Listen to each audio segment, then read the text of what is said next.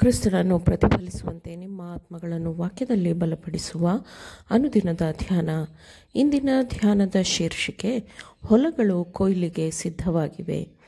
ಈ ದಿನದ ದೇವರ ವಾಕ್ಯ, ಇನ್ನು 4 ತಿಂಗಳಿಗೆ ಸುಗ್ಗಿ ಬರುವುದೆಂದು ನೀವು ಹೇಳುವುದುಂಟಷ್ಟೇ. ನಿಮ್ಮ ಕಣ್ಣೆತ್ತಿ ಹೊಲಗಳನ್ನು ನೋಡಿರಿ, ಅವು ಬೆಳ್ಳಗಾಗಿ ಕೊಯ್ಲಿಗೆ ಬಂದವೆಂದು ನಿಮಗೆ ಹೇಳುತ್ತೇನೆ. ಯೋಹಾನ 4ನೇ ಅಧ್ಯಾಯ 35ನೇ ವಚನ. ಸೈತಾನನ ಸೇವೆಗಾಗಿಯೇ ತಮ್ಮ ಜೀವನವನ್ನೆಲ್ಲ ಮುಡಿಪಾಗಿಟ್ಟು ಇಡೀ ಜೀವಿಯು ಭ್ರಷ್ಟವಾಗುವವರೆಗೂ ಸೈತಾನನನ್ನೇ ಸೇವಿಸುವವರಿಗೆ ದೇವರ ಸೇವಕರು ತಮ್ಮ ಸಮಯವನ್ನು ಬಲವನ್ನು ವ್ಯರ್ಥ ಮಾಡಿಕೊಳ್ಳಬಾರದು. ಬಹಿಷ್ಕಾರ ಹೊಂದಿದವರು ಕ್ರಿಸ್ತನ ಬಳಿಗೆ ಹೋದಂತೆ ಅವರು ನಮ್ಮ ಬಳಿಗೆ ಬಂದಾಗ ನಾವು ಅವರನ್ನು ದೂರ ತಳ್ಳಬಾರದು. ನಾವು ಅವರಿಗೆ ಸಹಾಯ ಹಸ್ತ ಚಾಚಬೇಕು.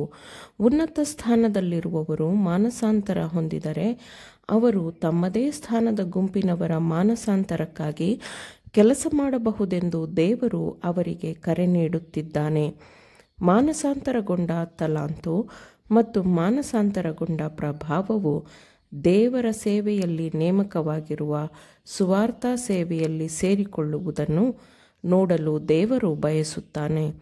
ತಲಾಂತು ಪ್ರಭಾವವುಳ್ಳ ಸ್ತ್ರೀ ಪುರುಷರು ಲೋಕಕ್ಕೆ ಕರುಣೆಯ ಕೊನೆಯ ಸಂದೇಶವನ್ನು ನೀಡುತ್ತಿರುವವರೊಂದಿಗೆ ಸಂಪರ್ಕ ಸಾಧಿಸಲು ದೇವರು ಅವರನ್ನು ನಡೆಸುತ್ತಾನೆ. ನಮ್ಮ ಮಹಾನಗರಗಳ ಕೊಳಚೆ ಪ್ರದೇಶಗಳ ಕೆಲಸದಲ್ಲಿ ಯುವಕ ಯುವತಿಯರನ್ನು ಇಳಿಸುವಂತಹ ಕೆಲಸದಲ್ಲಿ ತಪ್ಪು ಮಾಡಲಾಗಿದೆ. ಇಂತಹ ಕೆಲಸದ ಪರಿಣಾಮವಾಗಿ ಕೆಲವರು ಮಾತ್ರ ರಕ್ಷಿಸಲ್ಪಡುತ್ತಾರೆ. ಸೇವೆಯನ್ನು ಹೊಂದುವುದರೊಂದಿಗೆ ಸೇವೆಯನ್ನು ಇತರರಿಗೆ ಮಾಡುವಂತಹವರನ್ನು ನಾವು ಸತ್ಯಕ್ಕೆ ತರುವುದು ನಮ್ಮ ಕೆಲಸವೆಂದು ಕರ್ತನು ನಮಗೆ ತೋರಿಸಿದ್ದಾನೆ. ತಾವು ಸಾಧಿಸದೇ ಇರುವ ಯಾವುದಕ್ಕೋ ಹಂಬಲಿಸುವ ತಲಾಂತು ಮತ್ತು ಪ್ರಭಾವವಿರುವ ಅನೇಕ ಮನುಷ್ಯರಿದ್ದಾರೆ. ಅಂತಹವರಿಗೆ ಸತ್ಯವನ್ನು ಅದರ ಸರಳತೆಯಲ್ಲಿ ಪ್ರಕಟಿಸಲ್ಪಡಲಿ. ಅವರು ಮಾನಸಾಂತರ ಹೊಂದಿದರೆ ಅವರು ಸತ್ಯಕ್ಕಾಗಿ ಪ್ರಬಲವಾದ ಪ್ರಭಾವವನ್ನು ಬೀರುತ್ತಾರೆ.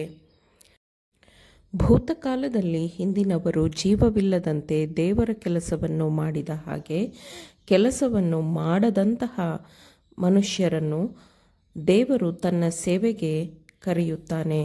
ಅಂತಹ ಮನುಷ್ಯರಿದ್ದಾರೆ. ಲೋಕಕ್ಕೆ ನೀಡಬೇಕಾದ ಸಂದೇಶವನ್ನು ಇನ್ನೂ ಕೇಳದ ಅನೇಕರು ಸ್ವಾರ್ಥ ನಿರಾಕರಣೆ ಮತ್ತು ಸ್ವಾರ್ಥ ತ್ಯಾಗದ ಅರ್ಥವನ್ನು ಕಲಿತಿದ್ದಾರೆ. ಶ್ರದ್ಧೆ, ಉತ್ಸಾಹ, ಚತುರತೆ ಮತ್ತು ತಿಳುವಳಿಕೆಯೊಂದಿಗೆ ಕೆಲಸ ಮಾಡುವ ಮನುಷ್ಯರು ಸತ್ಯದ ಮಾರ್ಗಕ್ಕೆ ಬರುತ್ತಾರೆ. ಈ ಉತ್ಸಾಹಭರಿತ ಕೆಲಸಗಾರರನ್ನು ಯಾರೂ ನಿರುತ್ಸಾಹಗೊಳಿಸಬಾರದು. ಕೆಲವು ವಿಷಯಗಳಲ್ಲಿ ಅವರು ಕೆಲವು ತಪ್ಪುಗಳನ್ನು ಮಾಡುತ್ತಾರೆ.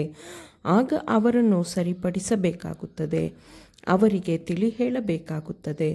ಆದರೆ ಸತ್ಯದಲ್ಲಿ ದೀರ್ಘಕಾಲದಿಂದ ಇರುವ ಮನುಷ್ಯರೂ ಸಹ ತಪ್ಪು ಮಾಡಿದ್ದಾರೆ ಮತ್ತು ಅವರನ್ನು ಸರಿಪಡಿಸುವ, ಅವರಿಗೆ ತಿಳಿ ಹೇಳುವ ಅಗತ್ಯವಿಲ್ಲವೇ?